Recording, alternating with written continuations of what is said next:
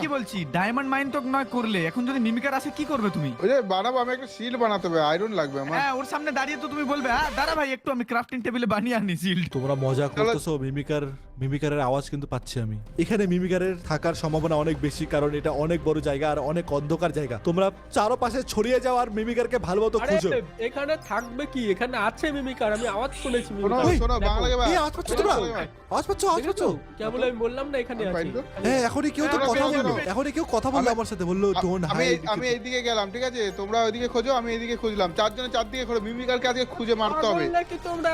শোনো আমার কথা সবাই শোনো। একসঙ্গে থাকো, আমি তো বলবো। আরে একসাথে থাকো, কেন চারদিকে চারজন যাচ্ছ? ওকে, তো চারজন ছড়িয়ে যাবা না একসঙ্গে থাকবা, কি করবা? ছড়িয়ে যাওয়ার প্ল্যানটা শোনো, একটু শোনো। ফালতু আছে, আমরা একসাথে যাই। হ্যাঁ আমি বলি কি, আমরা একসাথে থাকি, আর আমরা যদি যেমনটা জানো আমরা সবাই একটু একটু প্রো আছি, যদি সবাই একসাথে থাকি তাহলে মিমিকার আমাদের মারতে পারবে না। আমরা চারজন কেন একসাথে এসেছি তাহলে? যদি একাই মারা যেত